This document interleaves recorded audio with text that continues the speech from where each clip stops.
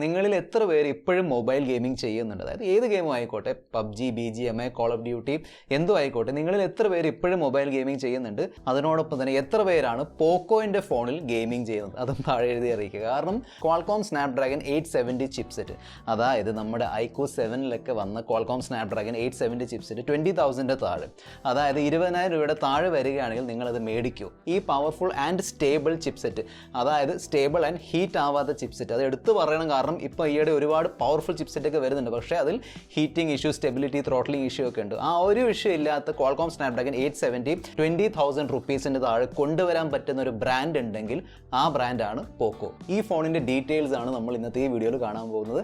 നിങ്ങൾ കണ്ടുകൊണ്ടിരിക്കുന്നത് mister perfect tech എന്ന യൂട്യൂബ് ചാനലാണ്. ഞാനതിനകത്ത് കൂടുതൽ സമയം വേസ്റ്റ് ചെയ്യും. അത് ലെറ്റ്സ് റോൾ. പോക്കോയിൻ്റെ ലെജൻഡറി ഫോണായ പോക്കോ F1-ലാണ് ഫസ്റ്റ് ടൈം പോക്കോ എന്ന ബ്രാൻഡ് ഒരു flagship chipset mid range price സെഗ്മെൻറ്റിൽ കൊണ്ടുവന്നത്. അതായത് ക്വാൾകോം സ്നാപ്ഡ്രാഗൺ 845 ചിപ്സെറ്റ് ആ വർഷത്തെ ഫ്ലാഗ്ഷിപ്പ് ചിപ്സെറ്റ് ആയിരുന്നു. അതിനുശേഷം കഴിഞ്ഞ വർഷമാണ് പോക്കോ X3 Pro എന്ന ഫോണിൽ നമ്മളെല്ലാവരും ക്വാൾകോം സ്നാപ്ഡ്രാഗൺ 860 എന്നൊരു ചിപ്സെറ്റ് കണ്ടത്.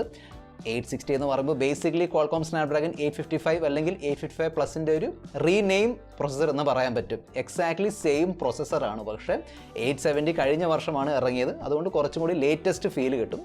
സംഭവം സെയിം ആണ്, എക്സാക്ട് സ്പെസിഫിക്കേഷൻസ് ആയിരുന്നു. 855 പ്ലസ് ആണെങ്കിലും 860 ആണെങ്കിലും ഇതേ രീതിയിൽ എല്ലാ വീഡിയോസിലും കിടിലൻ ടെക് കണ്ടന്റ് കൊണ്ടുവരുന്ന ഒരു ചാനലാണ് mister perfect tech channel. So തീർച്ചയായിട്ടും സബ്സ്ക്രൈബ് ചെയ്യുക. Okay, anyway Qualcomm Snapdragon 870 under 20,000 അതാണ് നമ്മൾ ഡിസ്കസ് ചെയ്യുന്നത്. സോ ആദ്യം വരുന്നൊരു ചോദ്യമാണ്, ഇസ് ഇറ്റ് പോസിബിൾ? കാരണം ക്വാൾകോം സ്നാപ്ഡ്രാഗൺ 870 നോർമലി iQOO 7 പോലത്തെ 30,000 അറൗണ്ട് 30,000 പ്രൈസ് സെഗ്മെൻറ്റിൽ വരുന്ന ഫോൺസിൽ വരുന്ന ഒരു ചിപ്സെറ്റാണ് 870. ആ ഒരു ചിപ്സെറ്റ് 20,000 റുപ്പീസിൻ്റെ താഴെ കൊണ്ടുവരാൻ പറ്റുമോ എന്ന് എന്നോട് ചോദിച്ചാൽ ഞാൻ പറയും പറ്റും. കാരണം ഷവോമിയുടെ തന്നെ ഫോണുണ്ട്, Mi 11X.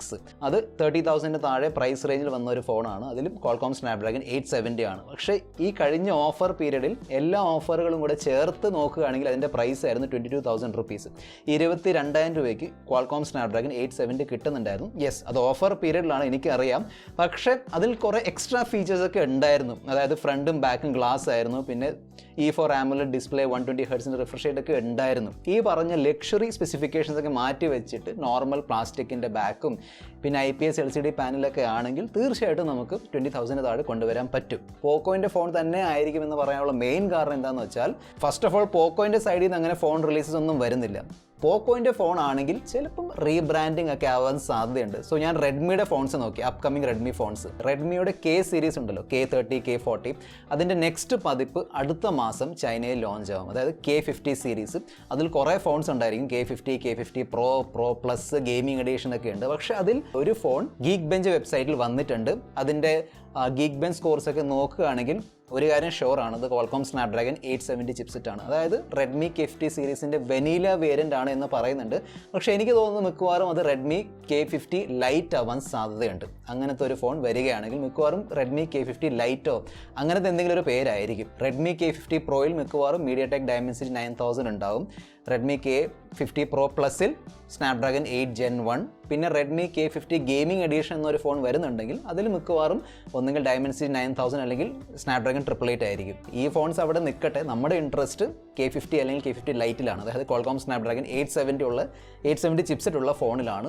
ഈ പറഞ്ഞ ഫോൺ ഒന്നെങ്കിൽ പോക്കോ F4 ആയിട്ട് വരും, അല്ലെങ്കിൽ പോക്കോ X4 Pro ആയിട്ട് വരും. നിങ്ങൾക്ക് എന്ത് തോന്നുന്നു? പോക്കോ F4 ആയിരിക്കും അതോ പോക്കോ X4 Pro ആയിരിക്കും? എനിവേ പേരെന്തോ ആയിക്കോട്ടെ, 20,000 താഴെ ക്വാൾകോം സ്നാപ്ഡ്രാഗൺ 870 എന്നൊരു ചിപ്സെറ്റ് കൊണ്ടുവരാൻ പറ്റുമെങ്കിൽ കില്ലർ ഡീലായിരിക്കും. എന്ന് പറഞ്ഞാൽ ആ ഒരു സെഗ്മെൻറ്റിലെ എല്ലാ ഗെയിമിംഗ് ഫോൺസിനെയും കില്ല് ചെയ്യാൻ പറ്റും. ശരിക്കും പറഞ്ഞാൽ ഈവൻ 30,000 റുപ്പീസ്, 30,000 രൂപ കൊടുത്ത് ഗെയിമിംഗ് ഫോൺ വാങ്ങിക്കുന്നവർ പോലും ഇത് വാങ്ങിക്കാൻ തുടങ്ങും. കാരണം 20,000 താഴെ 870യുടെ പെർഫോമൻസ് കിട്ടുന്നുണ്ട്. 870 എന്ന് പറയുമ്പം പബ്ജിൻ്റെ പോയിന്റ് ഓഫ് വ്യൂ നോക്കുകയാണെങ്കിൽ HDR എക്സ്ട്രീമിൽ കളിക്കാൻ പറ്റും. അതായത് 60 FPS വിത്ത് HDR. സോ തീർച്ചയായിട്ടും ഫ്ലാഗ്ഷിപ്പ് ലെവൽ ഗെയിമിംഗ് എക്സ്പീരിയൻസ് ആയിരിക്കും. മിക്കവാറും IPS LCD പാനലേ വരുള്ളൂ.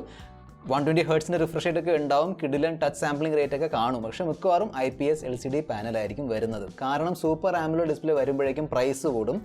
ഇനി 2,000 രൂപ അധികം കൊടുത്തിട്ട് നിങ്ങൾ സൂപ്പർ AMOLED ഡിസ്പ്ലേ ഉള്ള ഒരു പോക്കോ F4 അല്ലെങ്കിൽ പോക്കോ X4 Pro വാങ്ങിക്കാൻ തയ്യാറാണോ? അതോ ഏറ്റവും മിനിമം പ്രൈസിൽ ക്വാൾകോം സ്നാപ്ഡ്രാഗൺ 870 മതിയോ? താഴെ കമൻറ്റ് ബോക്സ് എഴുതി അറിയിക്കുക.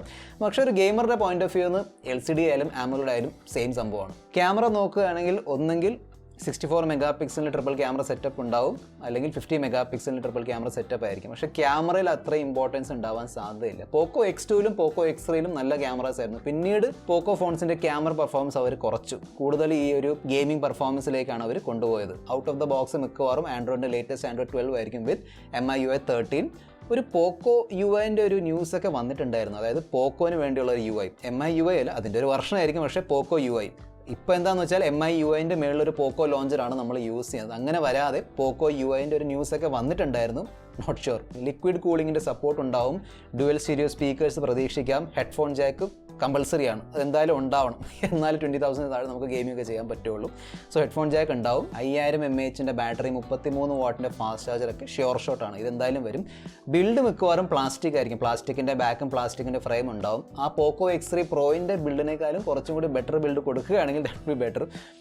ഗെയിമറുടെ പോയിന്റ് ഓഫ് വ്യൂ നിൽക്കുകയും ബിൽഡ് ഡസ് നോട്ട് മാറ്റർ. പക്ഷേ സ്റ്റിൽ അവിടെ വൈബ്രേഷൻ ഒക്കെ ഉണ്ടായിരുന്നു എൻ്റെ ബാക്കിൽ. നമ്മൾ ഹൈ വോളിയത്തിലൊക്കെ പാട്ട് കേൾക്കുമ്പോൾ, സ്പീക്കറിൽ പാട്ട് കേൾക്കുമ്പോൾ ബാക്കിൽ വൈബ്രേഷൻ ഒക്കെ ഉണ്ടായിരുന്നു. അതൊക്കെ കുറച്ചും കൂടി ബെറ്റർ ആക്കുകയാണെങ്കിൽ ഇറ്റ്സ് ബെറ്റർ. റെഡ്മി K50 സീരീസിൻ്റെ ചൈനീസ് ലോഞ്ച്, അതായത് ചൈനയിലുള്ള ലോഞ്ച് അടുത്ത മാസമാണ്, ഫെബ്രുവരിയിലാണ്.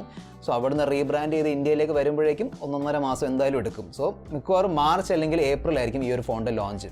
ഐക്കോ എന്നൊരു ബ്രാൻഡ് കയറി വരുന്നുണ്ട്, നല്ല കോമ്പറ്റീഷൻ. പോക്കോ എന്ന ബ്രാൻഡിന് നല്ല കോമ്പറ്റീഷൻ കൊടുക്കുന്ന ഒരു ബ്രാൻഡാണ് ഐക്കോ. സോ ഐക്കോയുടെ സൈഡിൽ നിന്ന് നമുക്ക് വേണമെങ്കിൽ സർപ്രൈസ് ഒക്കെ പ്രതീക്ഷിക്കാം. Anyway, let's wait and see. This is a friend mister perfect Tech signing off. Good by.